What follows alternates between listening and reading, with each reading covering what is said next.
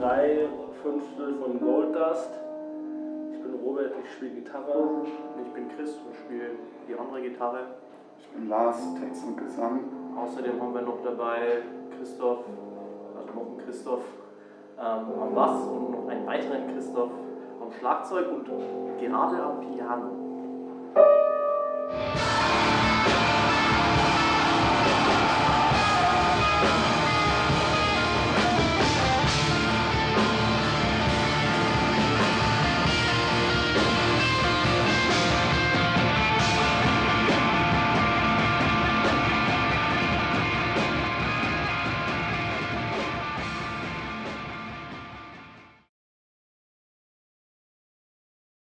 Ich finde es einfach geil, 10 Tage lang von meinen besten Freunden umgeben zu sein, 10 Tage lang irgendwie eine meiner Lieblingsbands jeden Abend schauen zu können.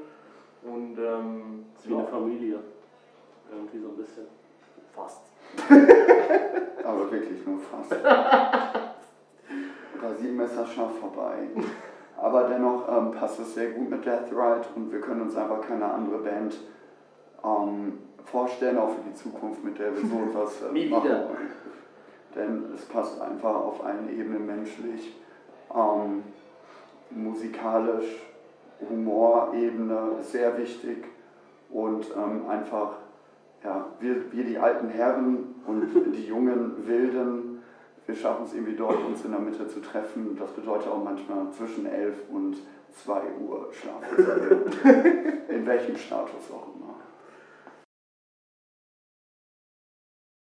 Eigentlich sollte die ganze Geschichte schon im März über die Bühne gegangen sein, mit allen 4 7 Inches. Die Full of Hell Split kam dann im Januar, Ja, also, pünktlich zu der Tour. wie gesagt, man muss sagen, es ist jetzt gerade Oktober 2011 und die Aufnahmen haben wir gemacht im November 2010. Also die ganzen Platten kamen raus so zwischen Januar und Juli 2011. Ja. Und ja, also wir waren halt irgendwie Ende letzten Jahres ziemlich produktiv. Und jetzt gerade sind wir halt... Der Alltag ist uns in die Quere gekommen. Ja, eigentlich sind wir jetzt auch noch produktiv. Der Vorteil ist halt, wenn der ganze Split sehr wunsch ist, das merkt keiner, dass wir jetzt schon länger eigentlich keine neuen Songs mehr. Also wie gesagt, wir haben das ja schon vor einer Weile alles aufgenommen und es kam jetzt so nach und nach auf diesen Splits raus, aber das finde ich eigentlich ganz super, weil dadurch hat man halt permanent irgendwas, was man rausbringen kann und hat nicht irgendwie ein Jahr, wo überhaupt nichts Neues kommt und das ist schon ganz cool.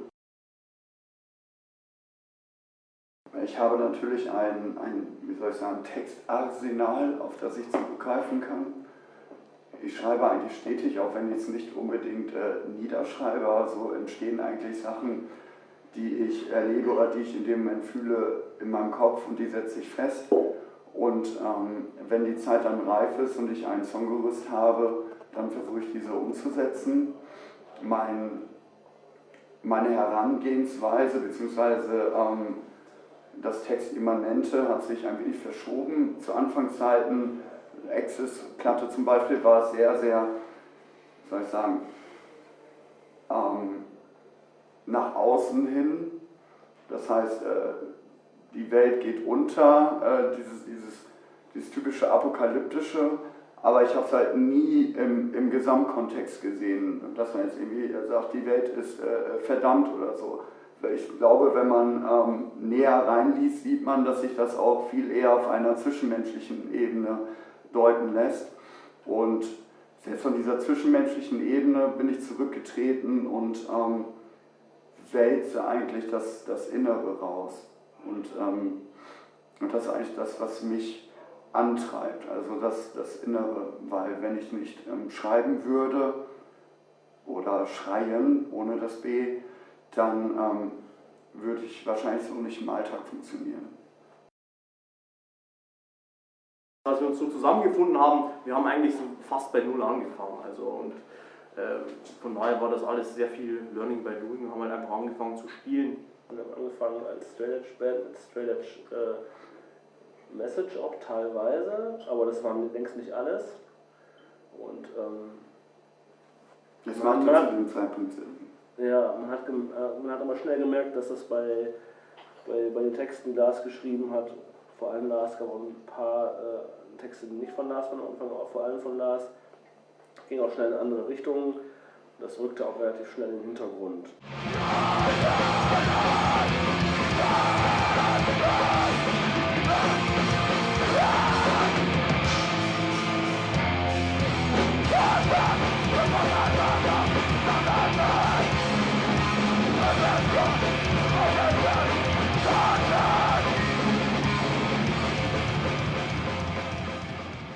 Ein richtiger Cut im musikalischen Werdegang von Gold, das war auf jeden Fall, als wir dann unseren neuen Schlagzeuger dann in die Band, als er zu uns gesandt wurde. Weil mit Christoph nochmal eine ganze Menge mehr sowieso Einflüsse in die Band kamen, die wir vorher so nicht hatten, und vor allem eben auch technisches Können, das uns dann Dinge ermöglicht hat, an die vorher überhaupt nicht zu denken waren.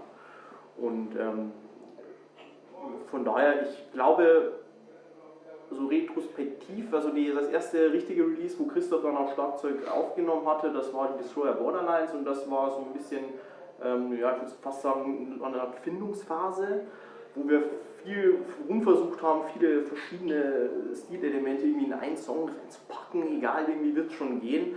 Ich glaube aber, dass wir mittlerweile an einem Punkt sind, wo wir diese Findungsphase so ein bisschen hinter uns gelassen haben und eigentlich viel selbstbewusster dran gehen können. Und selbstbewusster dran gehen und mehr wissen eigentlich, in welche Richtung wir uns jetzt musikalisch bewegen wollen. Und weil wir es auch genauer wissen mittlerweile, was macht der andere Bock, hat der Bock und so. Und ich glaube, dass wir da jetzt auch einen ganz ja, doch befriedigenden Weg für uns alle sind. Das ist so unglaublich unterschiedlich irgendwie. Ja. Also ich höre seit 3-4 Jahren fast kaum Hardcore. Ich weiß gar nicht, was in der Szene irgendwie los ist, und ich höre alles Mögliche an Musik. Das hört sich jetzt furchtbar an, aber ich höre alles, was so im Radio läuft. Nein, eben das nicht, aber irgendwie, wenn ich irgendwas beitrage, was hin und wieder passiert zu Songs, die wir machen, dann kommt das aus Ecken, die wirklich überhaupt nichts mit Hardcore zu tun haben oder mit Metal oder Doom oder Sludge oder was auch immer. Und es ist irgendwie, es ist bei anderen Leuten genauso. Unser Drummer, der Sanemann, hört auch ganz andere Musik. Irgendwie ist das eine Sache, die irgendwie...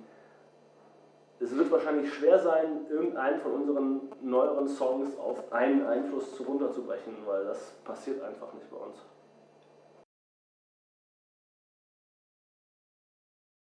Ja, Phil Spector.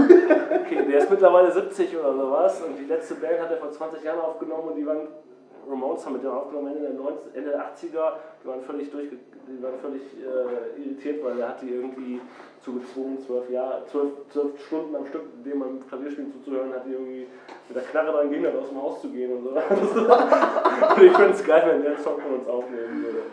Das fände ich eine geile Beteiligung. Ich hätte aber Bock, was mit Steve Albini aufzunehmen. Das wäre auch geil. Dann, das Ding wäre halt auch, dann wird man halt auf der Platte mal einmal richtig irgendwie Scheißewerke gespielt und so. Wie heißt nochmal dieser New Metal Produzent? Steve Albini? Nee, der auch Korn und so gemacht hat. Rob. Jedenfalls der die erste Korn-Platte gemacht hat.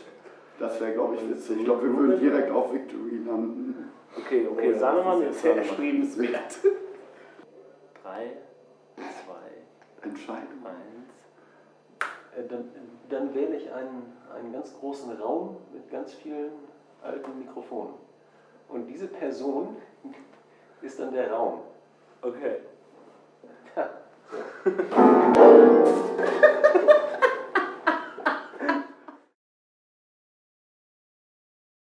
Im Chiemsee haben wir eine Möwe gesehen. Ungefähr 1000 Möwen. Und haben die mit Chips Wir sind die Band mit dem Möwenherz. Wir sind wie Möwen, wir mögen Chips.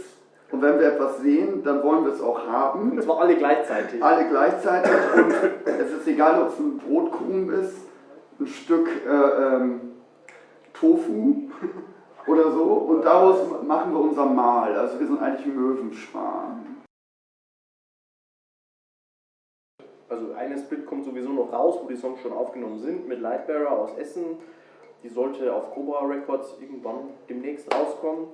Dann haben wir noch eine weitere Split geplant mit Death Ride, mit dem wir eben auch auf Tour sind. Da haben wir aber, also da nehmen wir auf jeden Fall neu für auf. Auf Pekoro kommt die raus. Und in etwas fernerer Zukunft, aber nicht zu fern, Pekoro und Life and Death Records. nehmen wir, werden wir wieder ein neues Album aufnehmen. Also da sind wir fleißig auch schreiben. Uns wird es noch eine Ecke lang geben und Und wir wenn spielen man uns auch. ruft, werden wir kommen. Genau. Wenn es nicht gerade eine